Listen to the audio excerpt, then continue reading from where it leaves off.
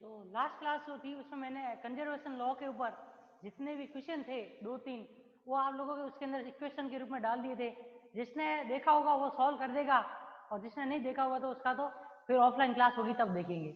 आज की जो क्लास है उसमें हम क्यूमान इक्वेशन या फिर कोई भी नाभिक की अभिक्रिया होती है तो नाभिक की अभिक्रिया के अंदर जो ऊर्जा का उत्सर्जन होता है उस ऊर्जा का उत्सर्जन का जो समीकरण है उसके अंदर आपतित नाभिक, लक्ष्य नाभिक, उत्सर्जित नाभिक तथा उत्सर्जित नाभिक के कण, इन सबकी ऊर्जा का नाभिक से उत्सर्जित होने वाली या विघटन ऊर्जा जो नाभिक के अंदर विघटन हो रहा है या विखंडन हो रहा है उसके ऊपर क्या फर्क पड़ता है या उससे कितनी ऊर्जा उत्सर्जित होती है उस ऊर्जा के समीकरण को आज की हम क्लास में ज्ञात करेंगे। जो कि ये वाला टॉपिक है आप लोगों के लगभग 2 एक दिन चलेगा क्योंकि इसके अंदर जब हम इक्वेशन निकाल लेंगे तो इक्वेशन निकालने के बाद में भी हमें क्या है इसकी 2 कंडीशन करनी पड़ेगी। एक तो ऊष्माशोषी अभिक्रिया के लिए और एक ऊष्माक्षेपी अभिक्रिया के लिए। जिसमें एक में तो आपके नाभिकीय विघटन ऊर्जा का मान पॉजिटिव होता है और एक में नेगेटिव होता है तो वो किस कारण होगा ये चीजें भी हमें निकालनी पड़ेगी। तो अभी जो 2-3 दिन तक लगातार जो ये टॉपिक चलेंगे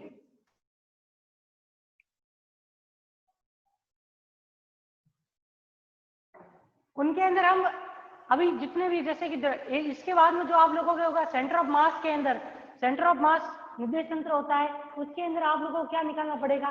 सेंटर ऑफ मास निर्देश तंत्र के अंदर आप लोगों को कोई भी नाभिकीय कण आपस में दो नाभिकीय कण जैसे प्रोटॉन न्यूट्रॉन या न्यूट्रॉन न्यूट्रॉन या प्रोटॉन प्रोटॉन आपस में टकराते हैं तो उनकी टक्कर के कारण वेग या ऊर्जा के क्या समीकरण प्राप्त होते हैं वो हमें ज्ञात करने पड़ेंगे।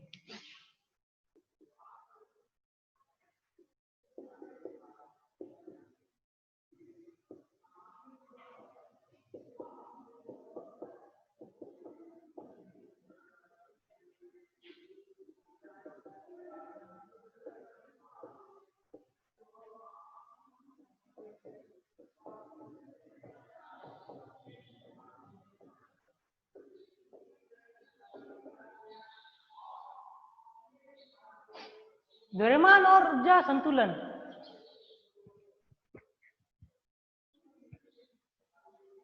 इससे भी बड़ा ये साफ दिखाई दे रहा बाग सिंह लिखा हुआ या फिर इससे बड़ा लिखना है ठीक है ना।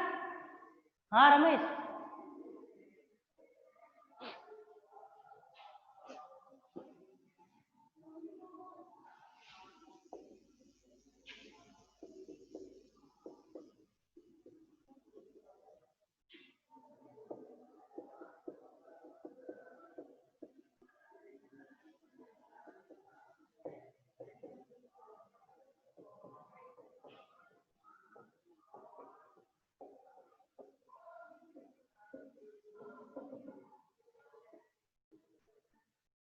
अब ठीक है ठीक है।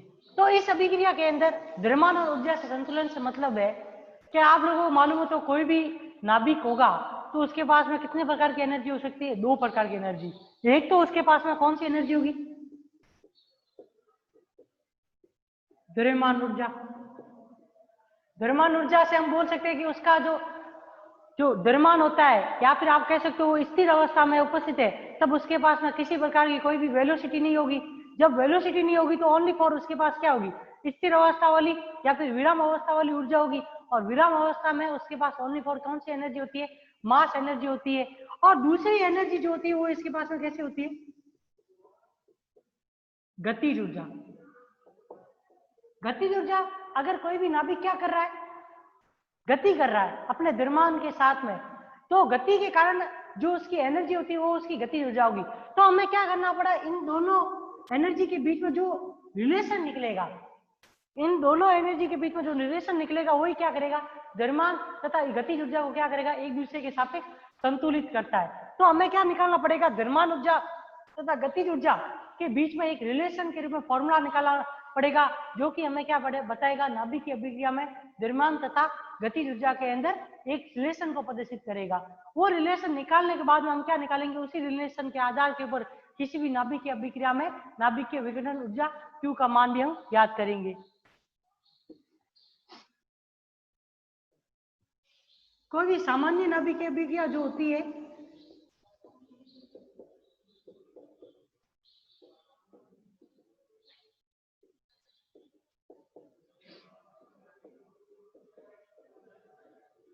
इस रूप में होती है, जहां पे ये कौन सा कण होता है, आपतित कण,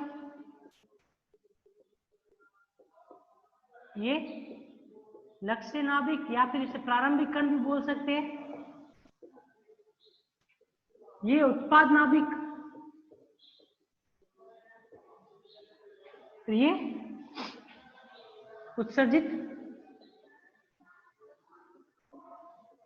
कण। नाभिकीय अभिक्रिया के अंदर अगर आप ऊर्जा संरक्षण के नियम पढ़ो तो संरक्षण के नियम से एक जो सबसे पहला संरक्षण का नियम आता है वो कौन सा है, ऊर्जा संरक्षण का नियम।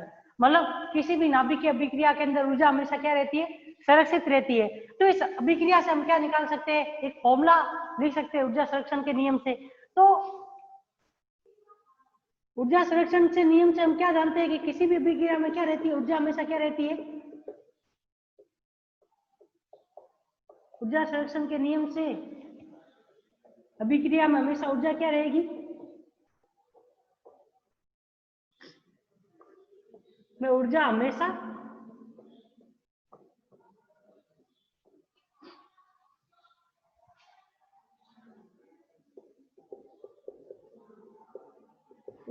संरक्षित रहती है। अब इस अभिक्रिया के अंदर आपको मालूम हो तो ये नाभिक तो कैसा है, विराम अवस्था में। विराम अवस्था में तो इस नाभिक की तो गतिज ऊर्जा जो होगी वो कैसी हो जाएगी, शून्य हो जाएगी। तो हम अगर इसके अंदर ऊर्जा संरक्षण का नियम लगाएंगे तो इसकी गतिज ऊर्जा तथा द्रव्यमान ऊर्जा, इसकी गतिज ऊर्जा द्रव्यमान ऊर्जा, इन दोनों का योग क्या होगा, इन दोनों जो उत्पाद के रूप में नाभिक तथा उत्सर्जित कण है उनकी गतिज ऊर्जा तथा उनके द्रव्यमान ऊर्जा के योग के बराबर होगा। तो वो इक्वेशन अब यहाँ पे हम लिखेंगे। तो यहाँ पे आप देखिए mx c square plus ex plus m capital X of c square plus e capital of x बराबर m capital Y c square plus e of capital Y plus m small of y c square plus e small of y।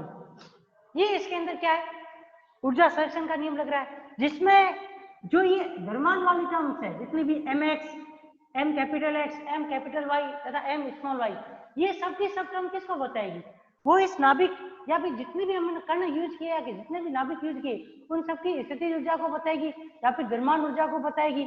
और दूसरी ex, e capital x, e capital y तथा e small y, ये सारी की सारी term क्या बताएगी, जितने भी कण हमने यूज किए उन सबकी गतिज ऊर्जा, मतलब अभिक्रिया में उनकी गति हो रही है या नहीं हो रही है उसके आधार के ऊपर एनर्जी का मान निकलेगा। अब यहाँ पे देखो इस अभिक्रिया के अंदर जो ये एक्स नाभिक है या लक्ष्य नाभिक है वो किस अवस्था में, विराम अवस्था में। तो ये टर्म तो क्या हो जाएगी सीधी 0 के बराबर। तो यहां से इक्वेशन क्या मिलेगी, mx c स्क्वायर प्लस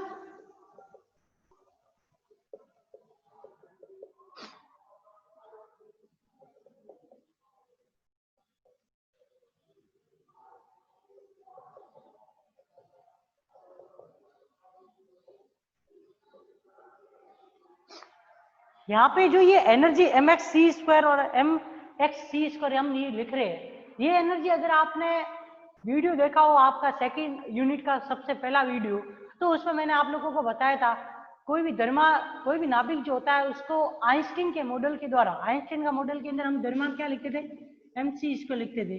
तो ये एनर्जी जो E बराबर mc स्क्वायर है उसी के आधार के ऊपर ये एनर्जी निकाली जाती थी, जिसके अंदर मैंने आप लोगों को प्रतिन्यूक्लियन बंधन ऊर्जा भी किसके ऊपर, इसी के ऊपर आधारित, इसी के आधार के ऊपर बताई दी। तो आपको ध्यान रखना ये mx c स्क्वायर इसके साथ में जुड़ा हुआ है, वो इसलिए ताकि ये क्या करेगा इसको, ताकि ये जब ये हम c स्क्वायर इसके साथ में लिखते हैं तब हमें एनर्जी किसके रूप में मिलेगी, मेगा इलेक्ट्रॉन वोल्ट के रूप में मिलेगी। या फिर हम एक किलोग्राम के रूप में लिखते हैं तो AMU के रूप में एनर्जी निकालते हैं। अगर उसी AMU को हमको किस में चेंज करना हो, मेगा इलेक्ट्रॉन वोल्ट के अंदर चेंज करना हो तो हमें किसके साथ में मल्टीप्लिकेशन करना पड़ेगा, c स्क्वायर के साथ में मल्टीप्लिकेशन करना पड़ेगा। तो ध्यान रखना ये इक्वेशन जो लास्ट दूसरी इक्वेशन निकली है ये ऊर्जा संरक्षण के नियम से आप लोगों को इस अभिक्रिया के अंदर द्रव्यमान तथा गतिज ऊर्जा में संतुलन को प्रदर्शित करेगी। अगर एक तो ये फॉर्मेट हो गया, एक और इसका फॉर्मेट होगा जो कि हम इसी के जस्ट आगे अब लिखेंगे, तो उससे आपको ये पता चल जाएगा कि अभिक्रिया के अंदर अगर हम द्रव्यमान की तरफ टर्म्स को अलग रखें और गतिज ऊर्जा की टर्म्स को अलग रखें, तब वो कैसी इक्वेशन होगी वो भी हम इसी के अंदर निकाल लेंगे। ठीक है ना? बाग सिंह, सुरेश, इंदिरा, सभी दिखाई दे रहा है ना क्लियर अभी तक? ये इक्वेशन कैसा है वो पता चली? इक्वेशन का पता चला क्या? नहीं चला तो वापस बता देता हूं।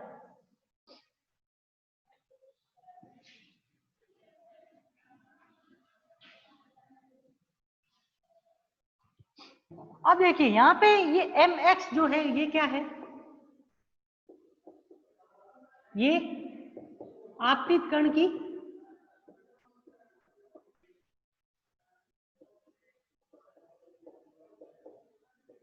द्रव्यमान ऊर्जा है। Ex क्या हो जाएगा? इसी आपतित कण की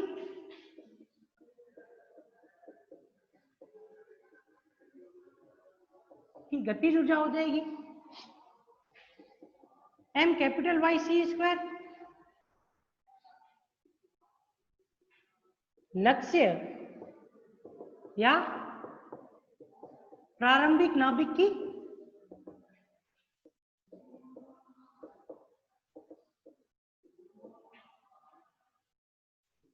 क्या हो जाएगी? द्रव्यमान ऊर्जा।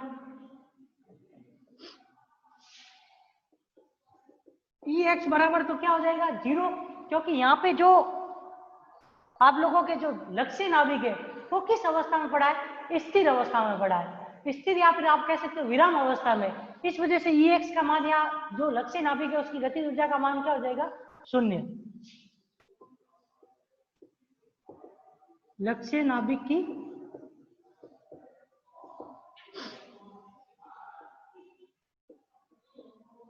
गतिज ऊर्जा।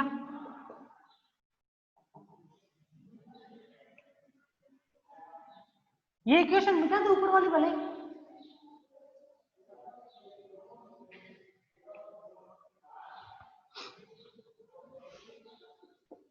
m capital Y C square क्या हो जाएगी? उत्पाद नाभिक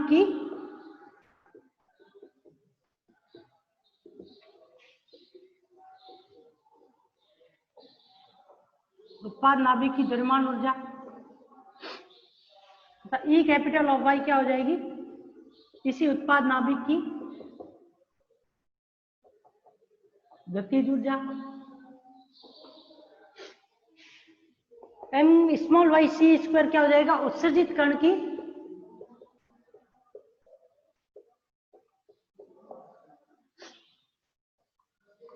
द्रव्यमान ऊर्जा।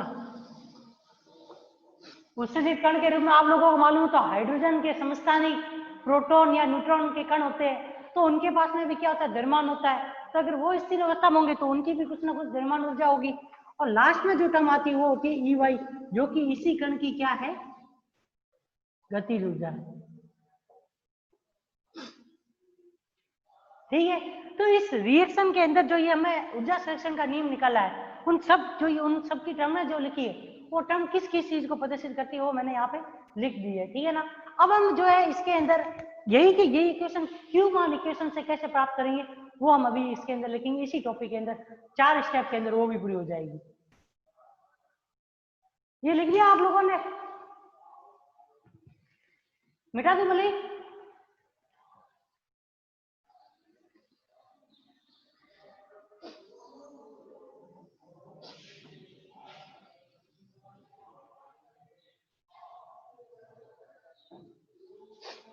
तो मैंने अभी आप लोगों को जो क्यू मान बोला, क्यू बोला, वो क्यू जो होता है क्या होता है? नाभिकीय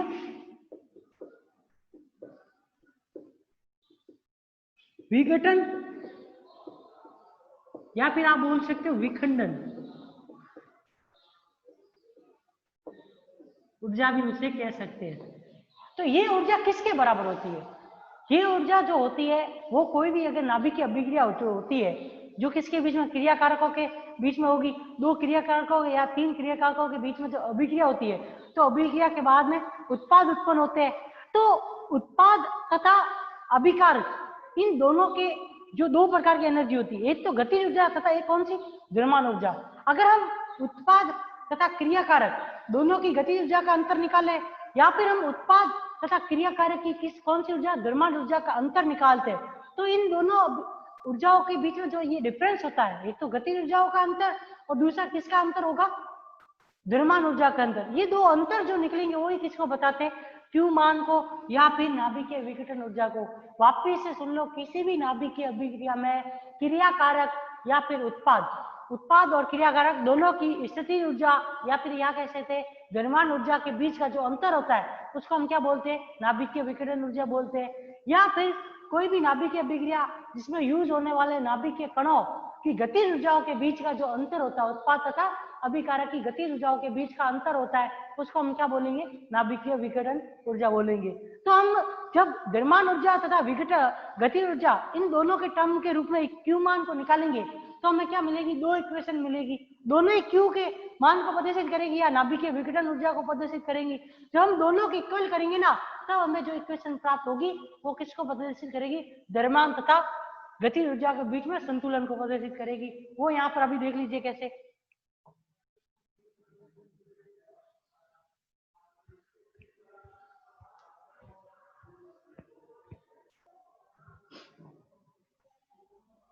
पहली डेफिनेशन गतिज ऊर्जा के रूप में लिखते हैं, किसी भी नाभिकीय अभिक्रिया में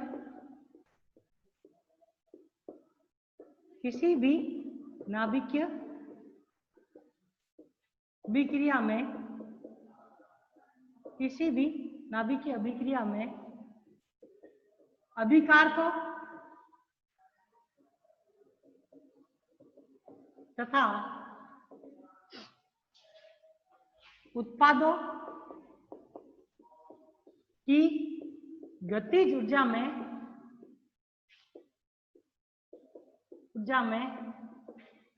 अंतर नाभिकीय विघटन ऊर्जा कहलाती है। अर्थात Q बराबर क्या हो जाएगा, E of capital Y plus E of small Y minus E of capital X plus E of small X. ये टर्म्स तो किसके बराबर हो जाएंगे, जीरो के बराबर चली जाएगी। तो यहां से जो Q मान इक्वेशन मिलेगी या Q का मान मिलेगा वो किसके बराबर होगा, E of capital Y plus E of Y minus E of small X के रूप में। ये क्या हो गया, समीकरण नंबर 1 हो गया। ये तो किसके बीच में अंतर से निकला है, ये निकला गतिज ऊर्जाओं के बीच में अंतर से निकला है। इसी प्रकार से हमें किसके बीच के अंतर, उत्पाद तथा अभिकारकों के द्रव्यमान ऊर्जा के बीच में जो अंतर निकलेगा उसी अंतर को भी हमें ज्ञात करना पड़ेगा। ये लिख दिया आप लोगों ने, सुरेश सिंगरा दिखाई दे रहा है क्लियर, लिख लिया, बाग सिंह लिख लिया, ठीक। तो एक इक्वेशन तो हमें क्यू मान की क्या मिली है, गतिज ऊर्जाओं के अंतर के कारण मिली है। ऐसी की ऐसी दूसरी इक्वेशन हमको किसमें निकालनी पड़ेगी, द्रव्यमान ऊर्जाओं के बीच में अंतर की निकालनी पड़ेगी। तो यहाँ पे मैं सिर्फ इतना सा चेंज कर रहा हूं,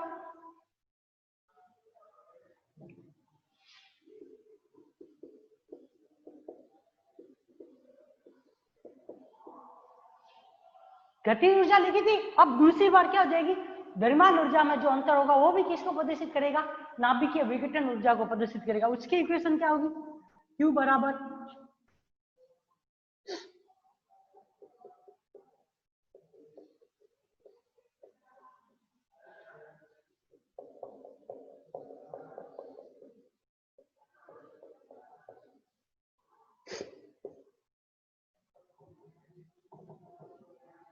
ये हो गया समीकरण नंबर 2, जो कि किसके अंदर, दोनों ही प्रकार के अभिकारक तथा उत्पादों की दोनों की जो द्रव्यमान ऊर्जा है, उन द्रव्यमान ऊर्जाओं के अंदर जो अंतर है वो भी किसको प्रदर्शित करेगा, नाभिकीय विघटन ऊर्जा को। अब यहां से आप देखो समीकरण नंबर 1 और समीकरण नंबर 2 से हम क्या लिख सकते हैं,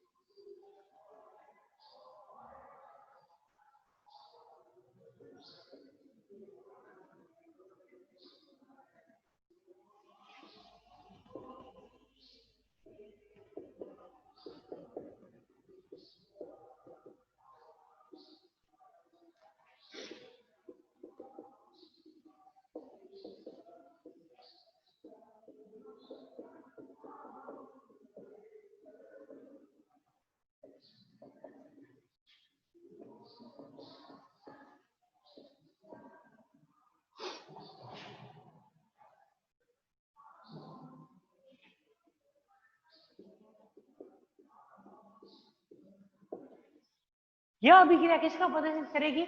यह अभिक्रिया आपके जो इक्वेशन नंबर 3 निकली है या फिर जो ये इक्वेशन नंबर 3 है, ये किस किस के बीच में, गतिज ऊर्जा तथा द्रव्यमान ऊर्जा, उन दोनों के बीच में क्या है, एक रिलेशन को या संतुलन को प्रदर्शित करती है। या फिर हम ये कह सकते हैं कि दोनों ही ऊर्जाओं का मान अगर इक्वल आ जाता है अंतर, तो वो किसको, द्रव्यमान तथा किसमें, गतिज ऊर्जा में एक प्रकार के संतुलन या फिर विघटन किस प्रकार से होता है उसको प्रदर्शित करेगी। ठीक है ना। अब जो आपको मैंने जो ऊर्जा सेक्शन के नियम से इक्वेशन निकाली थी ना, अगर उसको भी आप सॉल्व करोगे ना तो वो भी किसके रूप में फॉर्मेट में आएगी, इसी फॉर्मेट में आएगी। आपको करना क्या पड़ेगा उस इक्वेशन में, कुछ भी नहीं करना पड़ेगा, गतिज ऊर्जाओं को एक तरफ करना पड़ेगा और द्रव्यमान ऊर्जाओं को एक तरफ करोगे, तब भी आप लोगों को किस रूप में, द्रव्यमान तथा गतिज ऊर्जा में संतुलन के रूप में इस इक्वेशन की प्राप्ति हो जाएगी। ठीक है ना। अब यहाँ पे देखिए कि जो ये इक्वेशन हमने निकाल तो ली, पर इस इक्वेशन के अंदर हमने दो ऊर्जाओं के बीच में संतुलन को ज्ञात किया है, मतलब दोनों ही ऊर्जाएं बराबर होती है उसके लिए एक इक्वेशन ज्ञात की है। परंतु कोई भी नाभिकीय विघटन ऊर्जा जो होती है उसका किस प्रकार से डिपेंडेंसी होती है, एक तो गतिज ऊर्जा के ऊपर और एक किसके ऊपर, स्थिर ऊर्जा के ऊपर। तो उसके लिए एक हमें क्यूमान इक्वेशन निकालनी पड़ती है जिसका कि एक डेरिवेशन है। तो वो डेरिवेशन अभी हम करते हैं, देखिए 15 मिनट बच्चे आप लोगों के होता है तो बढ़िया है, नहीं तो फिर हम नेक्स्ट क्लास जो कल की होगी ना उसमें जहाँ से स्टार्ट कर, मतलब बचेगा वहां से भी आगे करूंगा। लेकिन जहां तक मैं समझाऊंगा ना, अगर आप लोगों को कराऊंगा वहां तक कहीं पे भी अगर आपको समझ में ना आए तो उसी जगह पे रोक के बता देना कि सर इस जगह पे मेरे को समझ में नहीं आया, चैट के अंदर वो मैसेज लिख देना तो पता चल जाएगा। क्योंकि वो इक्वेशन जो होगी वो भी इसी प्रकार से किसी ना किसी एक संरक्षण के नियम के ऊपर डिपेंडेंट होगी और उसके अंदर क्या है, हमको दो टर्म्स को जोड़ना और घटाना भी पड़ेगा। तो वो टर्म्स आपके किसी बुक के अंदर डायरेक्टली सारी की सारी लिखी हुई है, तो आपको यहाँ पे ध्यान से लिखनी पड़ेगी, उस टर्म्स को ध्यान रखना। ठीक है ना। कहीं पे भी अगर समझ में नहीं आए तो बता देना कि सर इस जगह पे ये इक्वेशन समझ में नहीं आ रही है, तो मैं हाथों हाथ रोक के बता दूंगा। ठीक है ना।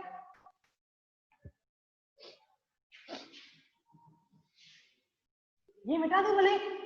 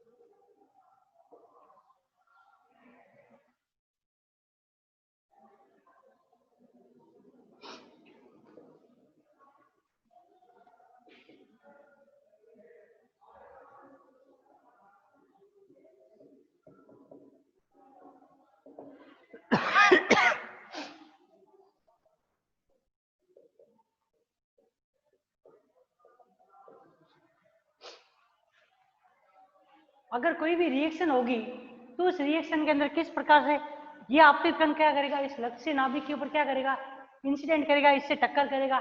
टक्कर करने के पश्चात जो उत्पाद नाभिक तथा उत्सर्जित नाभिक जो होंगे या उत्सर्जित कण होंगे वो इस प्रकार से उत्सर्जित होते हैं, क्योंकि जब ये इससे टक्कर करता है तो टक्कर यार में ये अपनी गतिज ऊर्जा भी किसको क्या करेगा, थोड़ी सी इसको स्थानांतरित करेगा या इसके साथ में रिएक्शन करेगा। तो अपने न्यूक्लियन को अगर आदान प्रदान करता है तो उसके द्वारा जो अलग से जो उत्पाद के रूप में उत्सर्जित नाभिक या फिर कोई भी उत्सर्जित कण जो होता है वो किस डायरेक्शन में इस प्रकार से विखंडित हो जाता है या इस प्रकार से वो अभिक्रिया के अंदर पाया जाता है। तो आप देखोगे तो मैं इसके अंदर आप लोगों को दो टर्म्स बताऊंगा, ठीक है।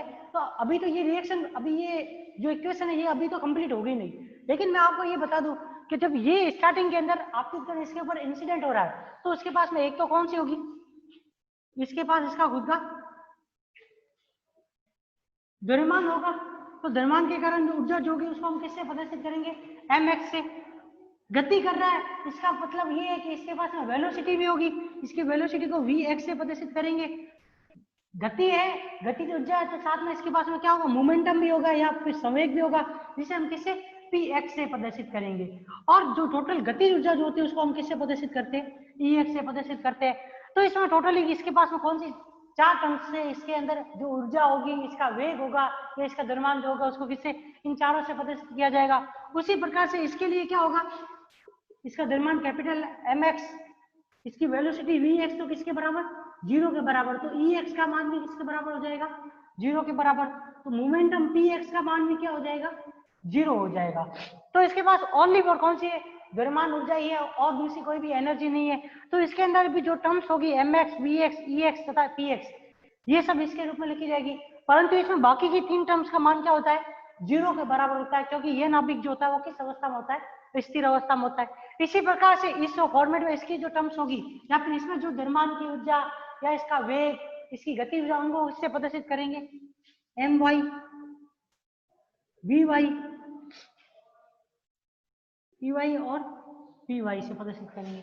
इसी प्रकार से उत्सर्जित कण की my, vy, ey तथा py के रूप में प्रदर्शित करेंगे।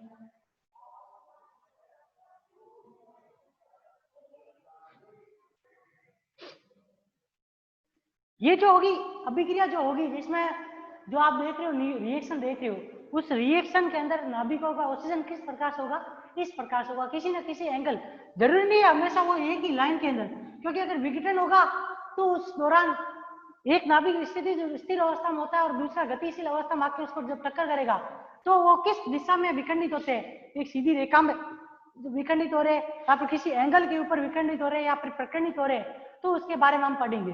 तो आप देखिए यहाँ पे जो ये इस प्रकार से विखंडित हो रहे हैं, तो आप लोगों को मालूम हो, तो अभी मैंने जब क्यू मान समीकरण लिखाई थी,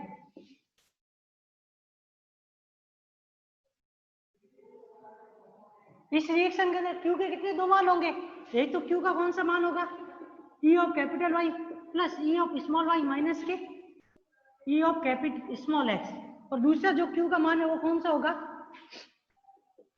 M capital Y plus M small Y C square minus M capital X plus M small X C square. ये दो मान थे। अब हम क्या करेंगे, इस रिएक्शन के अंदर हमें क्या निकालना है, Q का मान निकालना है। तो Q का मान निकालना है, उसके लिए हम क्या करेंगे, इस अभिक्रिया के अंदर सबसे पहले तो हम किसका मान किसको लगाएंगे, अप्लाई करेंगे, इस रिएक्शन के अंदर संवेग संरक्षण का नियम अप्लाई करेंगे। जब संवेग संरक्षण का नियम अप्लाई करेंगे, एक संवेग संरक्षण का नियम भी इसमें किस प्रकार से दो तरीके से अप्लाई होगा, एक तो कौन सी दिशा में, कौन सा वाला वापस समझाना है सुरेश, ये ऊपर वाला या फिर ये नीचे वाला, चैट के अंदर बताओ, नीचे वाला बताना है, ये रिएक्शन कैसे हुई ये बतानी है। अब इस रिएक्शन के अंदर देखो, जब कोई भी आपतित कण है वो लक्ष्य नाभिक के ऊपर इंसिडेंट होगा ना, तो उस न्यूक्लियर रिएक्शन के अंदर क्या होगा, इस आपतित कण के पास में भी न्यूक्लियन होते हैं, इसके पास में भी न्यूक्लियन होते हैं, तो ये न्यूक्लियन आपस में रिएक्शन करते हैं, या तो ये नाभिक उसमें से न्यूक्लियन को ग्रहण करता है या फिर ये नाभिक अपने में से न्यूक्लियन को किसको स्थानांतरित करेगा, इसको स्थानांतरित करेगा। तो उस वजह से हमें क्या मिलते हैं, ये गतिशील अवस्था में, ये स्थिर अवस्था में, जब ये टक्कर करेंगे, जरूरी नहीं है टक्कर करने के पश्चात ये एक सीधी रेखा में विखंडित हो, या जो नए नाभिक मिले या नया उत्पाद मिले वो एक सीधी रेखा में जाए, वो क्या हो सकता है, किसी भी डायरेक्शन के अंदर विखंडित हो सकता है। जब वो किसी भी डायरेक्शन में विखंडित हो रहा है तो हमें जो नए नाभिक मिलेंगे उसको हमने किसमें, कैपिटल वाई और स्मॉल वाई के रूप में प्रदर्शित किया है, ठीक है, जिसकी ऊर्जाओं को हमने किस प्रकार से, द्रव्यमान ऊर्जा उसको एम वाई से, गतिज ऊर्जा को ई वाई से प्रदर्शित किया है, और यहाँ पे भी उसी के जो उत्सर्जित कण है उसकी भी द्रव्यमान ऊर्जा और गतिज ऊर्जा को प्रदर्शित किया है। जो कि किसके किसके ऊपर डिपेंड करेगी, वेलोसिटी तथा उसके संवेग के ऊपर डिपेंड करती है। ठीक है, अब जो इससे पहले का जो समीकरण निकाला था हमने, जो द्रव्यमान का गतिज ऊर्जा में संतुलन का, उसमें हमने ये दो इक्वेशन लिख दी थी। ठीक है, अब इन्हीं दो इक्वेशन के आधार के ऊपर जब हम इस नाभिक की अभिक्रिया में किसका यूज करेंगे, संवेग संरक्षण के नियम का। जब हम संवेग संरक्षण के नियम का यूज करेंगे तो हमें इसी इक्वेशन की सहायता से क्या मिलेगा, Q का मान या Q इक्वेशन का मान पता चलेगा, या Q की एक समीकरण पता चलेगी, जिसके अंदर ये सारे की सारी टर्म्स का यूज होगा तथा हम किसी भी नाभिक की अभिक्रिया के अंदर अगर हमें चारों कणों के एनर्जी के बारे में, वेलोसिटी के बारे में या मोमेंटम के बारे में मालूम होगा तो हम उस इक्वेशन की सहायता से क्या निकाल सकते हैं, किसी भी नाभिक की अभिक्रिया में विघटन की दर या विघटन की ऊर्जा का मान ज्ञात कर सकते हैं। अब मैं इस समीकरण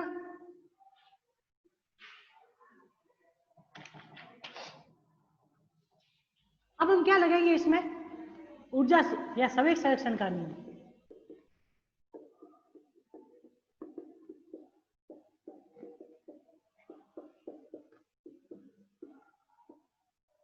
एक तो किसके भी अक्ष के अनुदिश निकालना पड़ेगा, एक्स अक्ष के अनुदिश।